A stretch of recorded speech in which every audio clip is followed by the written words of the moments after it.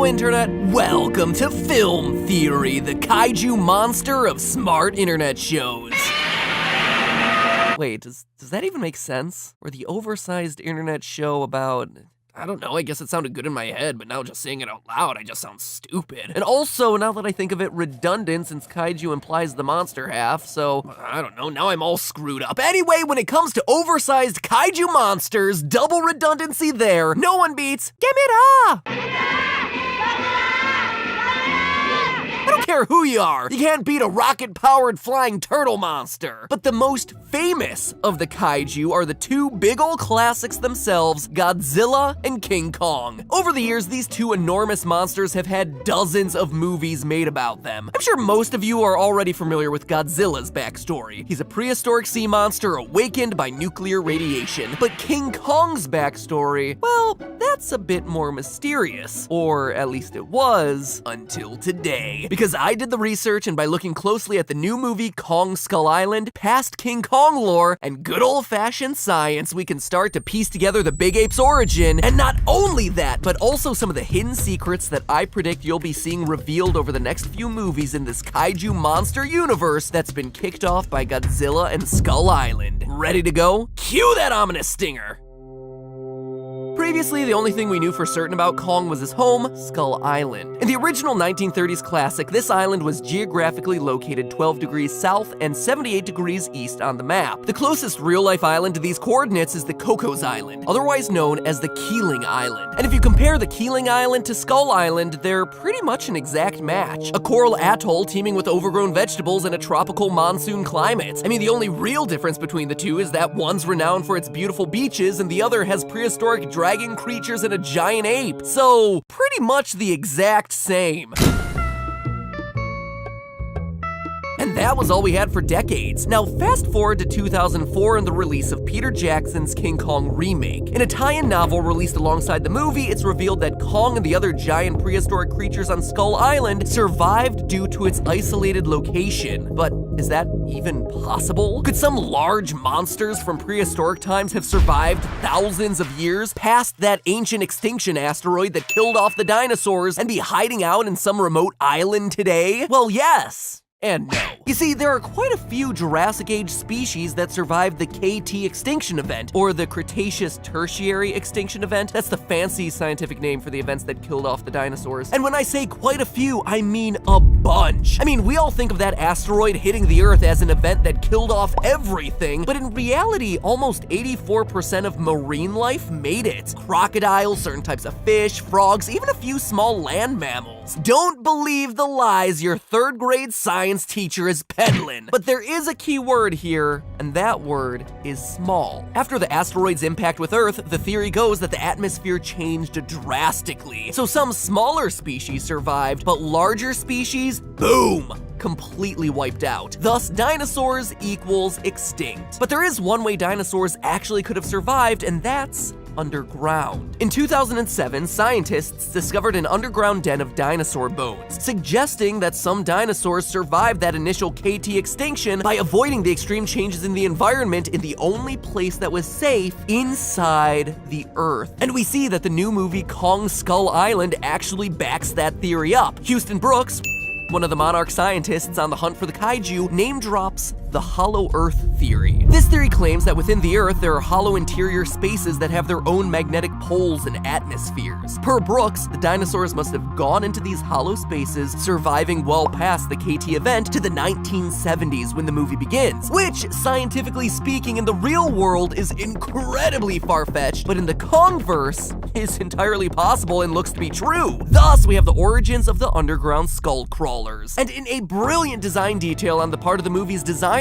you can tell that the skull crawlers adapted to a life spent burrowed within the Earth. They have sunken eyes and skeletal features. It's awesome to see that level of detail, but none of this explains Kong. He's still as hairy and muscular as ever, showing no signs of his species having to adapt to living in caves for millions of years. There's something else going on here. So if Kong wasn't Netflix and chilling since prehistoric times, then where did he come from? To figure this out, we need to trace Kong's family history. The closest ancient ancestors to Kong are the Gigantopithecus blacki, a species of ape that existed from 9 million to 100,000 years ago. These apes originating from South China, and Vietnam were the biggest apes that ever walked the earth, standing at a whopping 10 feet tall. But obviously, even at 10 feet tall, Kong dwarfs these giant apes. According to Kong Skull Island's director, quote, "This is going to be the biggest Kong there's ever been. Not 10 foot or 30 foot, but 100-foot ape," end quote. So that places him nearly 10 times the height of the Gigantopithecus. And while I admit that may seem initially like a theory killer, a recent study published in the 2015 Journal of Science tracked the relationship between the sizes of large animals and time. According to their study, it took 542 million years for marine animals to increase in size by 150-fold. Comparing this statistical growth to the Gigantopithecus Blackie's 9 million year history, the average size could theoretically increase by 150 divided by 542 million equals x over 9 million, cross multiply, divide to separate out the x, and approximately 2.5 times. Yeah. So at most, it'd be like 20 feet, not the 100-foot mammoth monkey that we end up seeing, so yeah, that one ended up being a theory killer. But hey, you know what? That's okay, because there'd still be one fatal flaw. In Kong Skull Island, the downed World War II pilot Hank Marlowe reveals that the local tribes on the island had to survive thousands of years against the skull crawlers without any help from Kong. Then suddenly, out of nowhere, the Kongs appeared and fought back against the skull crawlers, protecting the tribe members. But that's a weird detail, right? Giant apes don't just pop into existence. They gotta come from somewhere. It's almost like Kong was placed on the island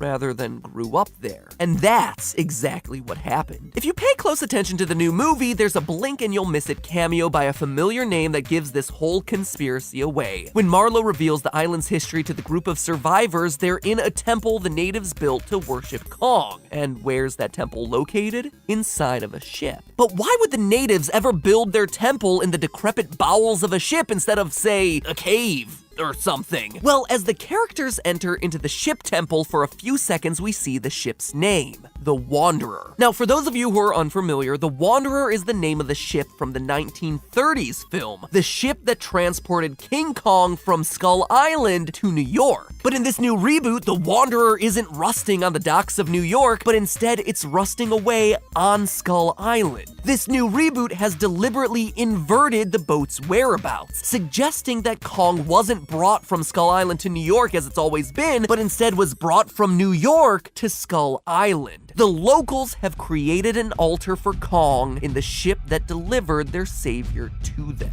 Now, before you call me bananas, remember that the most important thing about this new version of King Kong, and the thing that separates it out from all previous versions, is that it's a part of a shared universe with Godzilla, because everyone wants to be Marvel these days. And in the 2014 Godzilla movie, we actually learned the US government already knows about the existence of kaiju as early as 1850. In fact, the kaiju are such a threat that the US government forms Monarch, a secret organization to hunt and study these giant monsters.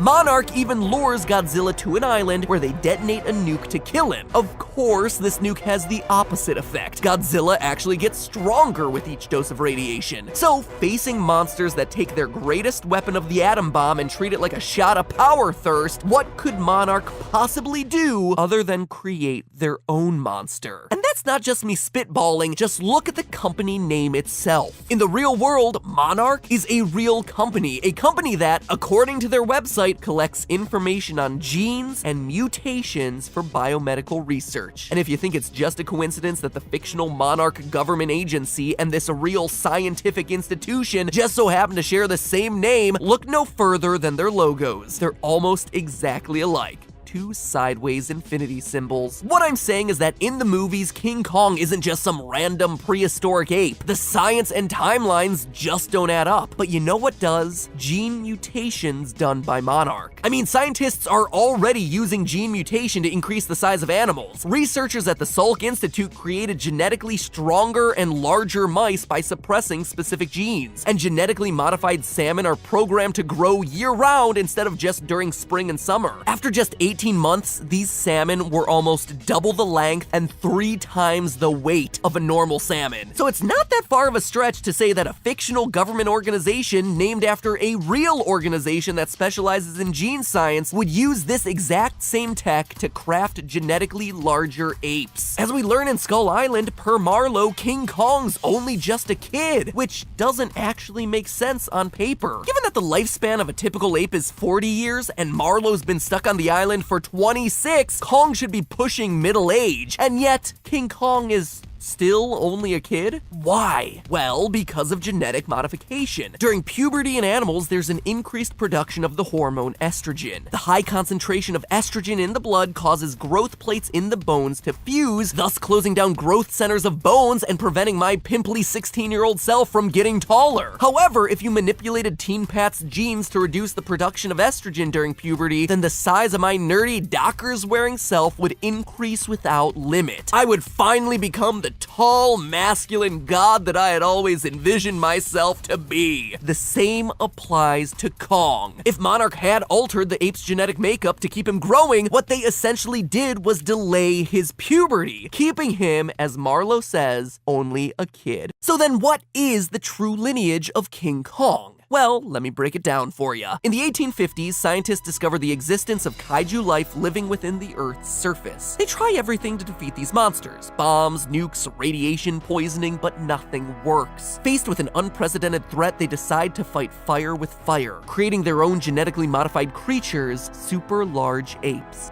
After creating these apes, they ship them off to an isolated island. An island, per their research, that may be a hot spot for kaiju life. They wait for over 60 years for their apes to grow and evolve on that island. But in the 1970s, as their money and influence dwindles, Monarch has no choice but to prove to the government that their research wasn't for naught. They send 2 scientists armed with a couple of bombs and a camera on a trip to Skull Island to document the fruits of their labor. Once over the island, these scientists drop bombs, awakening the kaijus dwelling beneath the Earth's surface, all to see if their monster, King Kong, has what it takes to defeat them. The whole trip to Skull Island in the new Kong movie is nothing more than a test run to see if Monarch's masterpiece, King Kong, has what it takes to defeat humanity's greatest threat, Godzilla. It's just gonna take until 2020 and the whole connected kaiju universe to see these 2 skyscraper-sized monsters finally cross paths. But hey, that's just a theory. A film theory. And cut. Remember a few weeks ago when I did that episode on The Walking Dead? Talked about how the series is all touchy-feely, got to interview Robert Kirkman, the creator of the series, to talk to him about theories, both the good, like secret clues hidden in Tyrese's death, and the bad, like the coma theories. You heard it here! That would be the Stop worst. it with the coma! Well, he and his team enjoyed the interview and the episode so much that they put me as a character in their video game,